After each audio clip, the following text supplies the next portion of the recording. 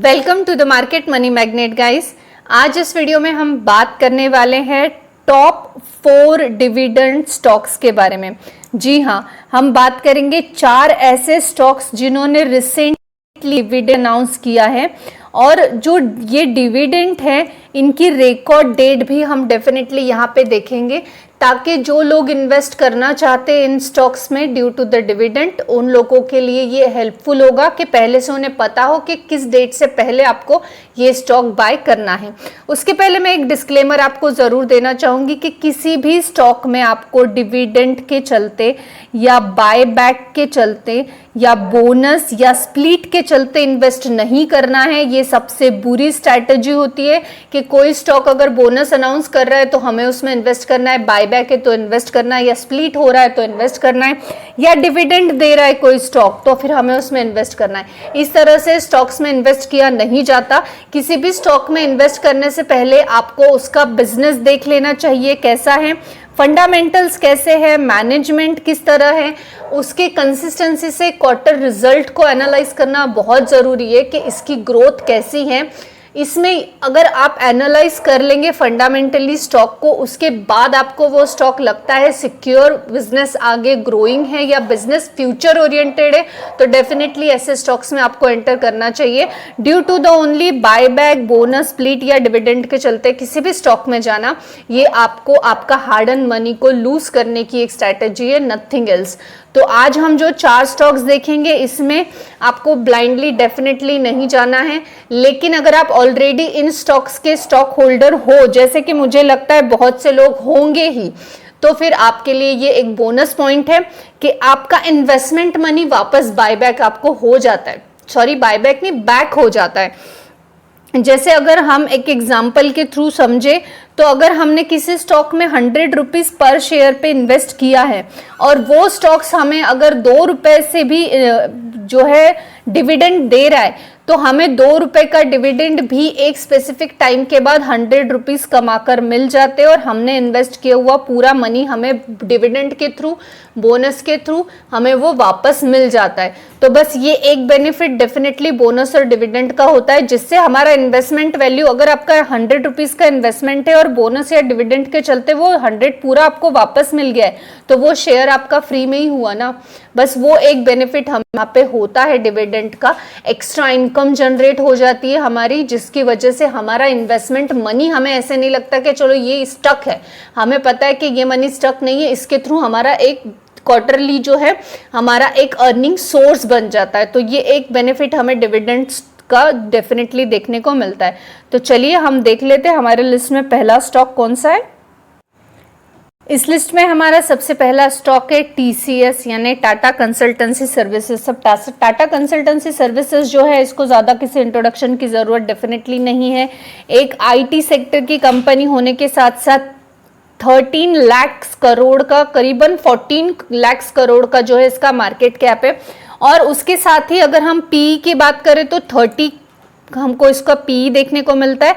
और इसके साथ साथ जो IT सर्विसेज में एक टॉप मोस्ट कंपनी हमें ये डेफिनेटली देखने को मिलते हैं। इसके क्वार्टर रिजल्ट डायरेक्टली हमें बाकी IT सर्विसेज की जो कंपनियां हैं उन पे इम्पैक्टेबल भी देखने को मिलता है। तो रिसेंटली जो TCS का क्वार्टर रिजल्ट हमें देखने को मिला था, उसमें इन्होंने 28 रुपीज़ पर स्टॉक का जो है डिविडेंड अनाउंस किया है। यानी अगर आपके पास इसका एक स्टॉक होगा तो आपको 28 रुपीज़ डेफिनेटली मिलेंगे, 10 होंगे तो आपको 280 रुपीज़ का जो है डिविडेंड यहाँ पे हमें देखने को मिलने वाला है। इसकी कोई भी एक्स डेट, रिकॉर्ड डेट अभी तक अनाउंस्ड नहीं हुई है, तो डेफिनेटली ये हमें आगे देखने को मिलेगी। इस लिस्ट में हमारा सेकेंड स्टॉक है जो कि डेफिनेटली IT सर्विसेज से ही बिलोंग करता है, वो है इंफोसिस लिमिटेड। इंफोसिस लिमिटेड भी IT सर्विसेज से बिलोंग करने के साथ साथ 5-6 लाख करोड़ के आसपास का मार्केट कैप है और 22 का हमें इसमें जो है 22% का हमें PE रेशो देखने को मिलता है और डिविडेंड यील्ड भी 2.64% का देखने को मिलता है। अब अगर हम इंफोसिस की बात करें तो इंफोसिस में जो है एक तो फाइनल डिविडेंड दिया है और एक स्पेशल डिविडेंड, ऐसे 2 डिविडेंड हमें देखने को मिल रहे हैं। जो फाइनल डिविडेंड है ये 20 रुपीज़ का देखने को मिल रहा है और जो स्पेशल डिविडेंड है वो 8 रुपीज़ का, यानी बेसिकली जितना TCS पे कर रहा है 28 रुपीज़, उतना ही हमें यहाँ पे जो है इंफोसिस भी 28 रुपीज़ का डिविडेंड पर शेयर का देते हुए देखने को मिल रहा है।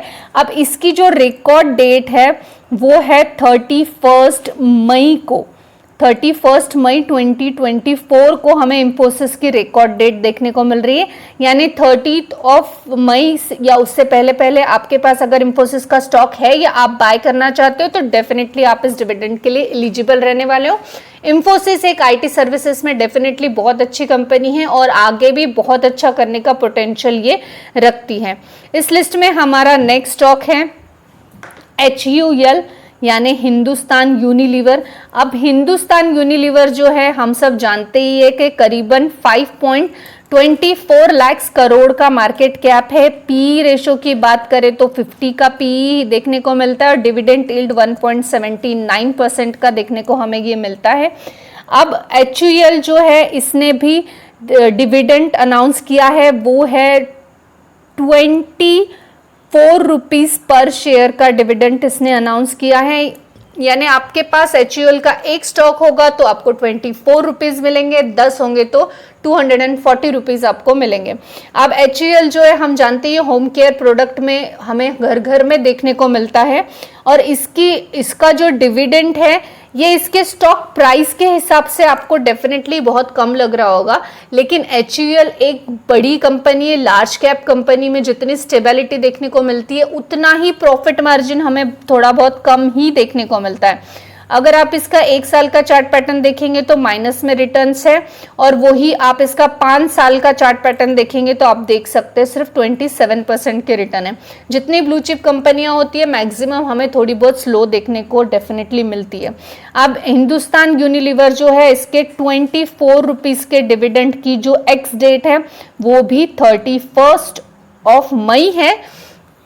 यानी आपको जो है HUL की जो हमें डेट देखने को मिल रही है एक्स डेट, वो यहाँ पे हमें एक्स डेट जो है 14 जून देखने को मिल रही है। जी हाँ, 14 जून 2024।